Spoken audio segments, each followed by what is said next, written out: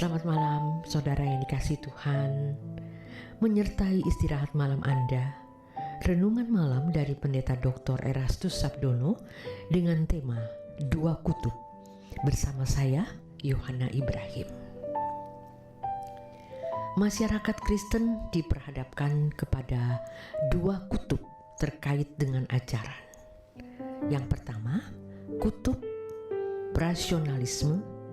Yang kedua, kutub mistisisme dalam memandang Alkitab dan menjalani hidup kekristenannya.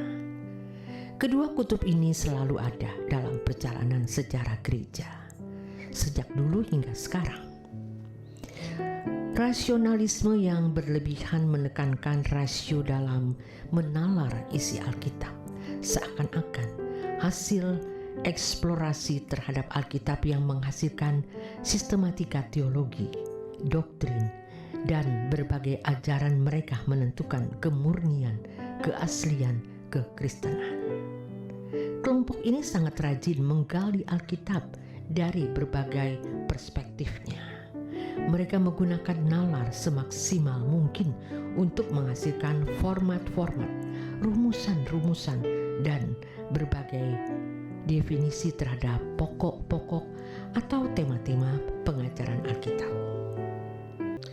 Mereka berpikir dengan sistematika teologi yang argumentatif, orang dapat mengenal Allah dengan benar, dan hal ini pastinya sudah cukup menjadi kapital untuk bisa membangun kekristenan secara murni sesuai yang diajarkan Alkitab. Kutub lain adalah mistisisme, yaitu cara berpikir yang menekankan pengalaman pribadi, spontan, dan subjektif. Mereka tidak atau kurang terlalu tertarik mengeksplorasi Alkitab sesuai dengan kaidah hermeneutik dan eksegesis. Mereka tidak terlalu merasa perlu membutuhkan hermeneutik dan eksegesis secara mendalam. Mereka berkeyakinan bahwa Roh Kudus sudah cukup bisa menuntun atau memimpin mereka untuk mengenal kebenaran, sehingga mereka bisa menemukan kekristenan yang sejati. Di dalam sepanjang sejarah gereja, selalu ada kelompok ini. Kelompok mistisis ini adalah kelompok yang sekarang sering disebut orang-orang yang ngeroh, selalu menyaksikan pengalaman pribadi dengan Allah. Diberi istilah ngeroh sebab mereka melandaskan pengalaman-pengalamannya berdasarkan para pekerjaan Roh Kudus atau alam roh. Jadi, mereka biasanya mengatasnamakan Roh Kudus atas berbagai pengalaman pribadinya. Tentu, kita tidak bisa dengan mudah membuktikan kebenarannya, tetapi hendaknya kita juga tidak dengan sembarangan menuduh mereka sesat. Satu sisi, kita harus berhati-hati dalam menyikapi fenomena alam roh, tetapi kita tidak boleh gegabah menganalisa, menilai, menuduh, dan menghakimi secara sembarangan terhadap fenomena tersebut.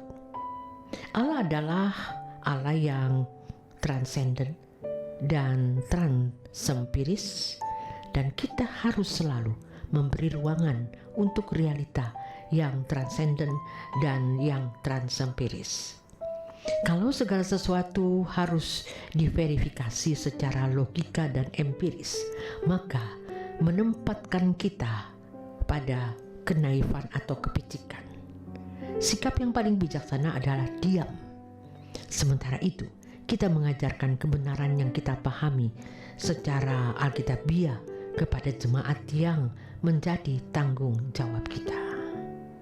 Kelompok mistitis ini, kalau membuka Alkitab, mengklaim bahwa apa yang mereka pahami dan ajarkan adalah kebenaran yang benar-benar tuntunan Roh Allah.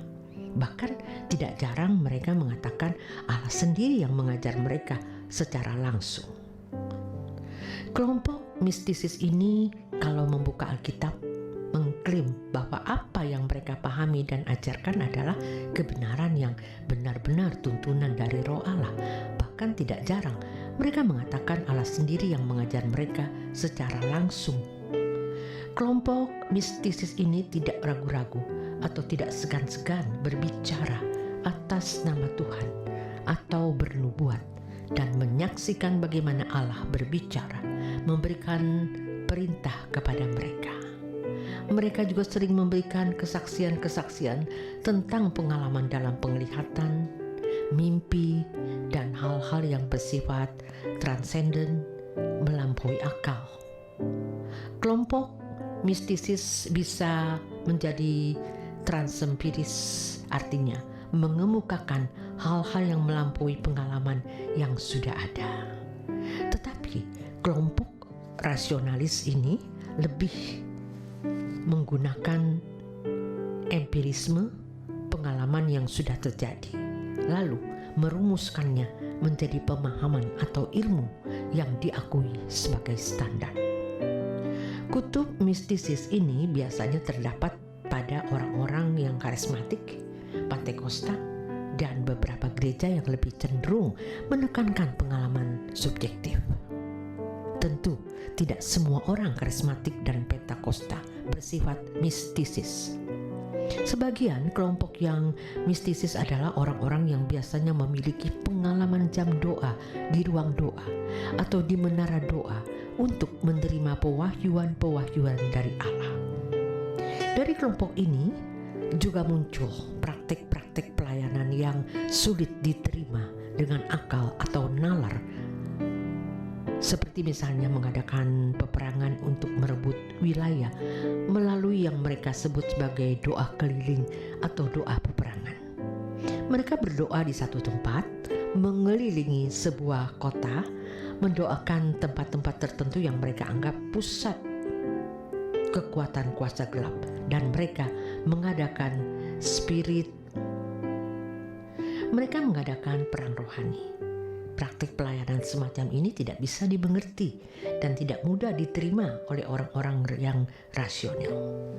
Di Indonesia, hal-hal yang bersifat mistis sangat familiar bagi masyarakat yang memang sudah biasa membangun pola pikir mistis sejak kecil. Warisan dari budaya dan lingkungan. Hal-hal mistis tersebut antara lain menyelesaikan masalah ekonomi dan kesembuhan melalui media perdukunan. Penyelesaian masalah dengan cara-cara pintas dan mudah seperti ini disukai oleh masyarakat timur.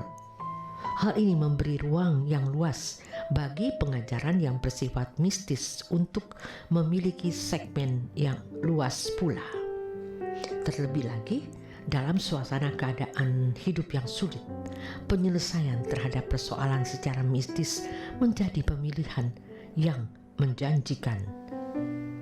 Gereja-gereja yang bernuansa mistis dalam penyelenggaraan pelayanannya tentu saja sangat diminati. Tidak heran, mereka menjadi gereja yang besar, berfasilitas lengkap, dan kuat dalam finansial. Masyarakat Kristen diperhadapkan kepada dua kutub terkait dengan ajaran, yaitu kutub rasionalisme dan kutub mistisisme. Malam semakin larut, selamat beristirahat, Tuhan Yesus memberkati.